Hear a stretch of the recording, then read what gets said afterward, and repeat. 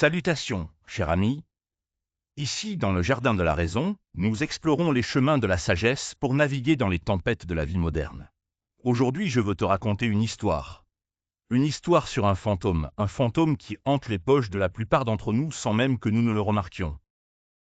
Ce n'est pas un fantôme de peur, mais de confort. Un fantôme si familier qu'on le laisse entrer chaque jour, plusieurs fois par jour, nous voler notre bien le plus précieux après le temps lui-même, notre liberté. Je veux te parler des dépenses invisibles.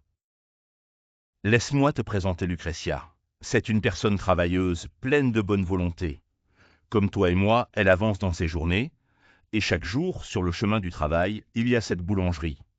L'odeur du pain chaud, la promesse d'un doux réconfort. Seulement un café et un croissant, se dit-elle. Ce n'est rien. Et elle a raison. Isolément, ce n'est rien. Mais le stoïcisme nous enseigne à regarder au-delà de l'instant présent, au-delà de l'apparence immédiate. Il nous enseigne à distinguer ce qui dépend de nous de ce qui n'en dépend pas. Le prix de ce croissant ne dépend pas de nous, mais la décision de l'acheter jour après jour, si. Cette décision-là est un acte de notre volonté, de notre prohérésie. Lucrezia, comme beaucoup, n'examine pas cette habitude. Elle suit l'impulsion du moment, le désir de ce petit plaisir, et c'est là que le fantôme agit. Un jour, poussée par un élan de raison, Lucrezia a fait ce que tout bon philosophe pratique, l'examen de soi. Elle a ouvert les rouleaux de ses comptes, ce que les modernes appellent un relevé bancaire. Et elle a traqué le fantôme. Café, croissant, repas commandés par fatigue, petits achats, minimum pour payer par carte. Elle a noté, elle a additionné. Et le résultat l'a frappé comme un coup de froid. Ce rien, ce n'est que représentait 500 deniers par mois. 500 pièces qui s'étaient évanouies dans les brumes de l'habitude. Tu vois, Lucrezia n'a pas été vaincue par un grand désastre financier. Elle a été négligée par une multitude de petites concessions. Sénèque nous avertissait, ce ne sont pas nos biens, mais nos désirs qu'il faut réduire. Ces dépenses invisibles ne sont que la manifestation extérieure de désirs non examinés. Le désir de confort immédiat, le désir d'éviter une petite contrariété, le désir de suivre le chemin le plus facile. Quand Lucrezia a vu ce chiffre de 500 deniers, elle a été effrayée. Mais c'est une bonne chose. La peur face à la vérité peut être le premier pas vers la clarté. Elle n'a pas culpabilisé. Le stoïcisme n'est pas là pour nous faire honte, mais pour nous rendre forts et lucides. Elle a compris que cet argent n'était pas perdu. Il avait été échangé. Mais contre quoi? Contre des plaisirs éphémères qui n'avaient laissé en elle ni souvenirs marquants ni vertus durables.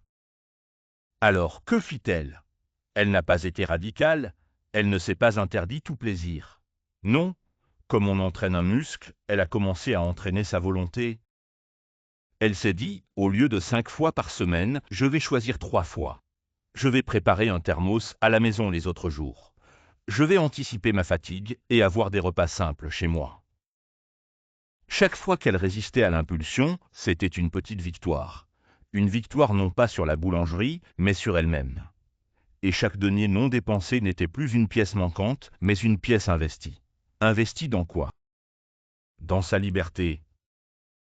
Car cet argent, elle l'a mis de côté. Non pas dans un coffre, mais dans son bouclier contre les imprévus.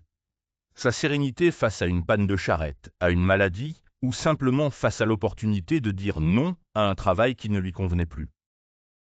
Épictète disait, la liberté n'est pas réalisée en satisfaisant ses désirs, mais en les supprimant. Lucrezia n'a pas supprimé tous ses désirs, elle les a disciplinés. Elle a remplacé la servitude douce de l'habitude par la maîtrise de soi.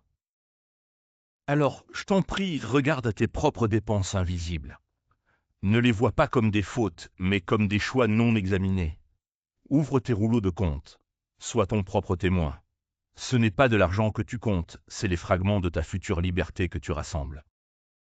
Car la richesse véritable n'est pas dans l'abondance des possessions, mais dans le nombre réduit de nos besoins. Apprends à